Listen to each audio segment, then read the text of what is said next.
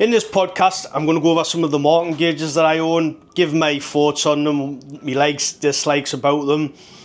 So, something to note here, I'm from the UK, northeast of England, and there's probably different names for probably all of these. So, feel free to correct us in the comments and let everybody know the correct names, because I probably haven't got the correct names for all of these. These are just the names that I've come to learn over the last, 20 odd years.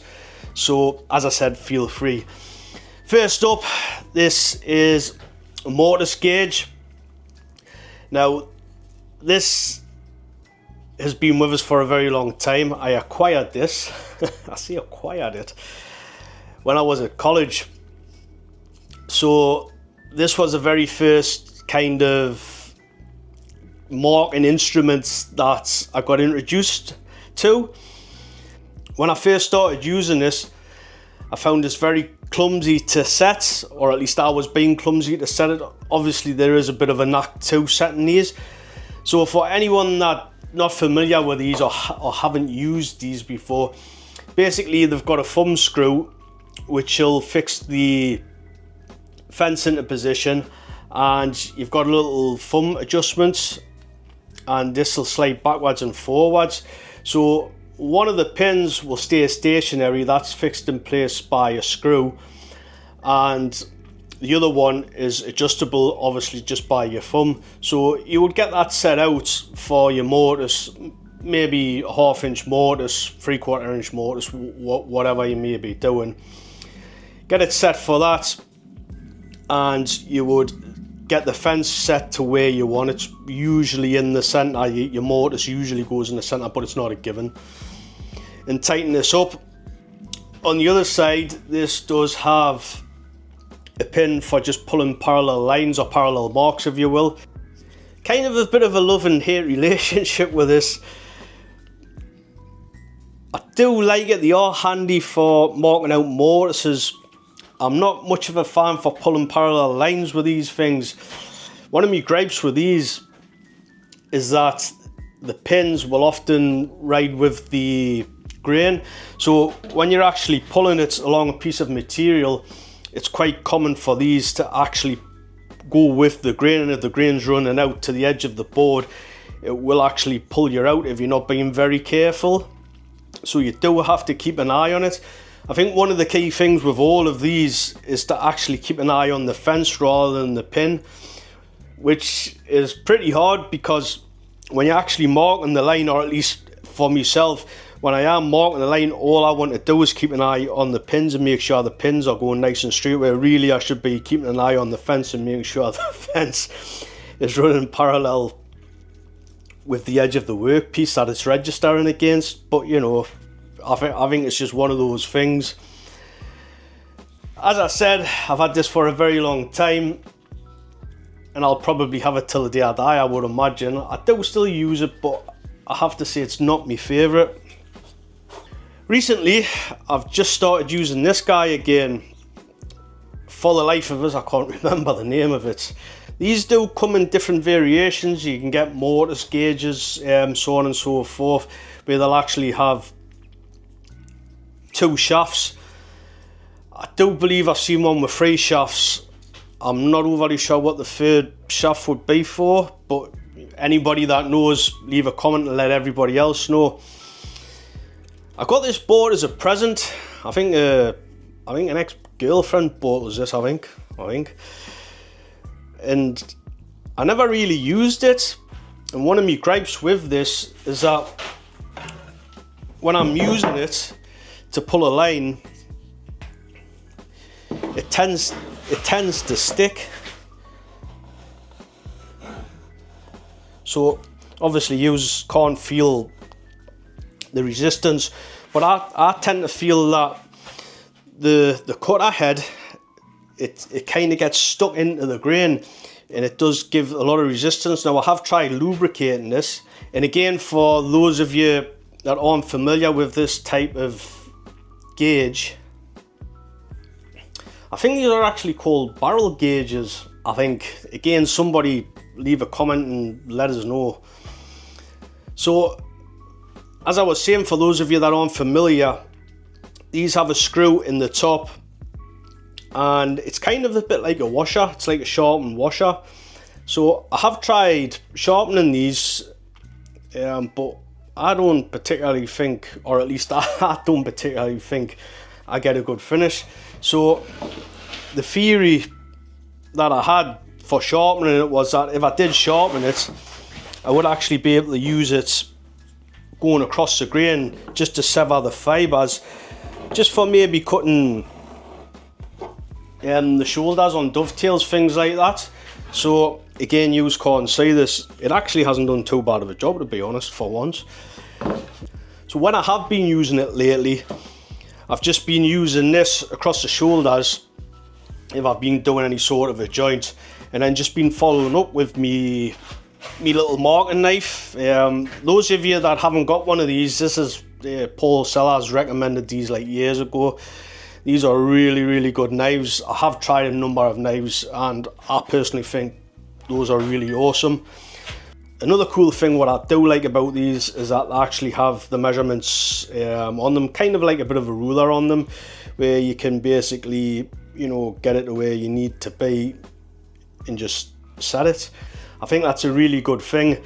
It's just unfortunate that my eyes aren't great and I do struggle to see it sometimes, so normally I have got to get it next to the window and get some real daylight, because it is a bit dim in here, although it probably doesn't look dim on the camera, but it is pretty dim. This has got a rosewood turning on it, the rest of it is brass stainless steel shaft.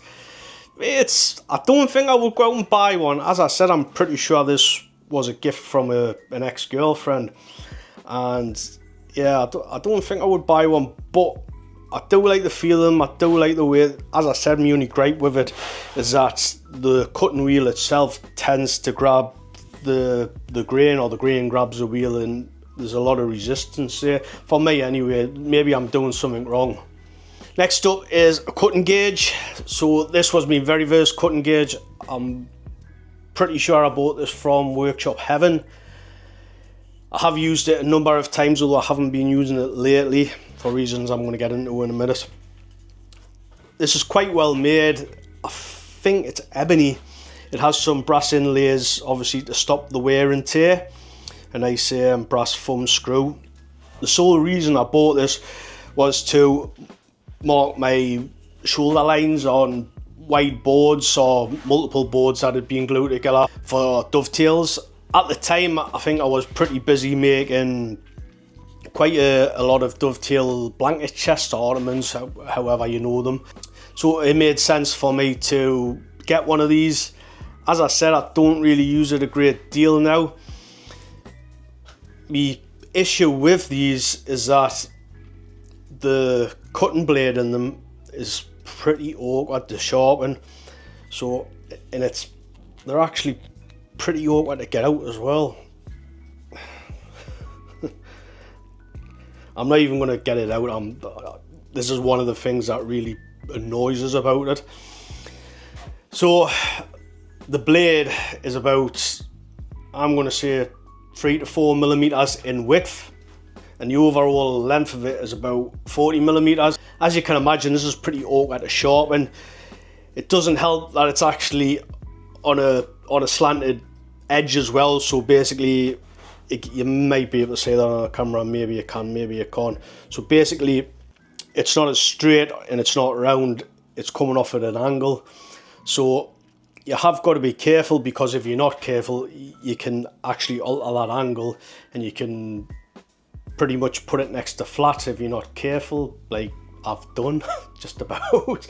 Not watching what I was doing, and you know, just away with the fairies somewhere, and when I kind of, oh Christ, and you know, it wasn't angled anymore. If that wasn't an issue, I think this would be a really good marking gauge or a cutting gauge. Something to note with these, or at least this particular one, this is a push, meaning that you can only push to mark. So just to give you an example, if you're watching on YouTube, this can only be pushed away from myself. I can't cut on the back.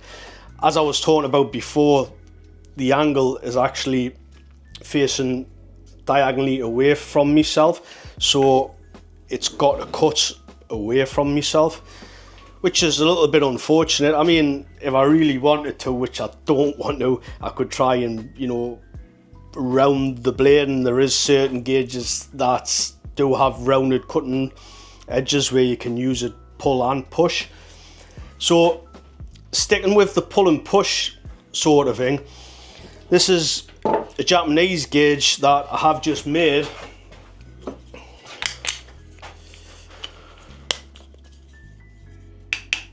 So this, ironically, can only be used on a pull motion. It can't be used on a push motion.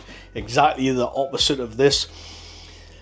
So I made this yesterday, and this is the first Japanese sort of marking gauge I've made, and I have to admit I do like it. This is really good just to use one-handed. So once it's set up, which is quite easy,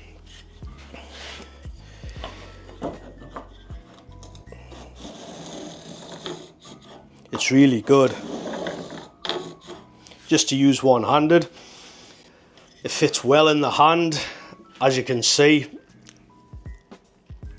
The blade, I've actually went for one of the blades out of my marking knife, and I have actually just snapped the end off. That was quite easy to do, believe it or not.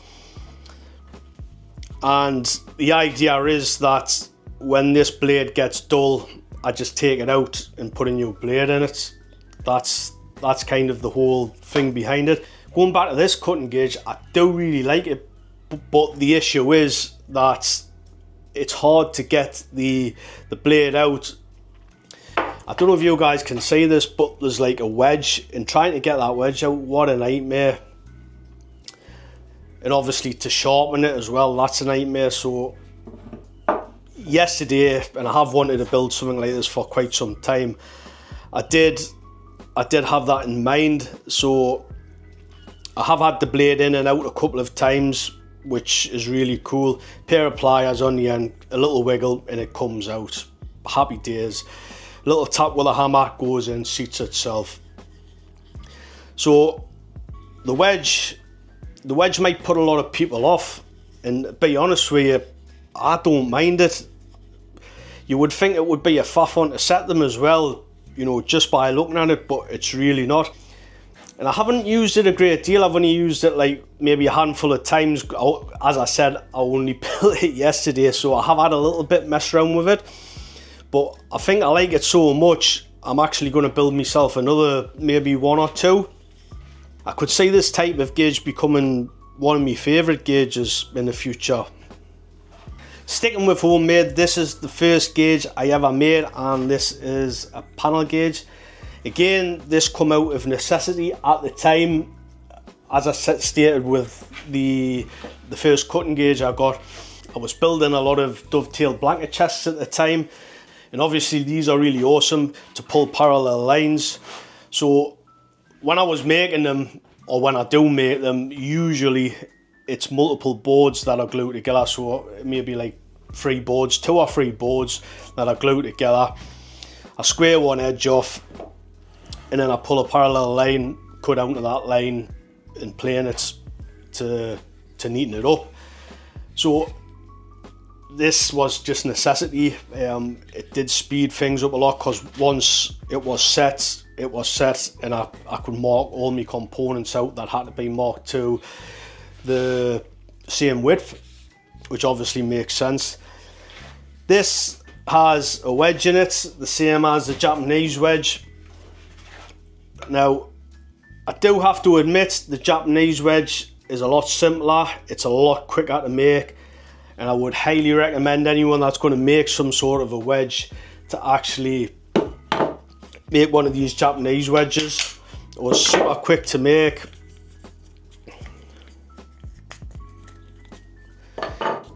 Just to show everybody, it's kind of a bit like a hook. So that actually goes down to 10 degrees. Admittedly, 10 degrees is a little bit too much, and I should have known better just with me experiments with the Roman workbench and wedges, this would have been better at around 5 degrees or 6 degrees instead of the 10 degrees. Probably 5 degrees, but it does still work well.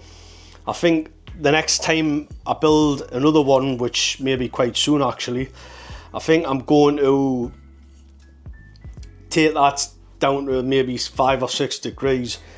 So if you compare that with this wedge, you can see there's a bit more work involved in this, and I really wouldn't recommend doing it unless you're looking to make it really pretty. I personally think this sort of wedge it's just so easy to make. It's quick, easy, there's no faffing about. Where I remember when I was doing this, and it did take us a while to do it. I was a little bit less experienced at the time, but moving forward, even if I was to build another kind of marking gauge and it was more Western style and it was utilising a wedge, I would definitely use this sort of a wedge. It's just quicker, it's easier, and that's kind of what I like to do these days. I like to keep things nice and simple. This is another marking gauge. So what's different about this one is that it has a thumb screw adjuster, and this will actually set the 2 pins for a mortise. Admittedly, I've never really used this a lot. I can't quite remember if I had issues with it and I've just put it to one side. That's what usually happens. If I get a tool and I'm not liking it and I'm struggling to use it or to set it, I kind of normally just like put it away and forget about it, which is a bit of a shame, isn't it? But I picked this up on a flea market, and I think it was about 50 pence a pound, something like that. This is again got the brass inlays, and that's again just to stop wear and tear. It's pretty much the same as this marking gauge, other than, you know, it's a bit more swanky. It has got a nice brass thumb screw on it, and obviously brass screw to set the pin. And on the back, same again, it has the pin to pull parallel marks, just the one instead of a mortise. Last up is the second gauge I ever made, and I don't really use this a great deal. Occasionally, if I'm looking for a gauge and it's the first one I kind of grab, I will use it sometimes. So this primarily was just to put a, so this primarily was going to be for, fuck's sake. So this primarily was for marking out. So as you can see, it's got a hole for the pencil to go through, and this is a cam lock gauge. I don't know if you can see that on the camera. So as it sounds, it's just a cam locking system. So again, when you put it in, when you start twisting it clockwise, it just starts to tighten up, which is really cool. I think I did actually do a video on this very long time ago.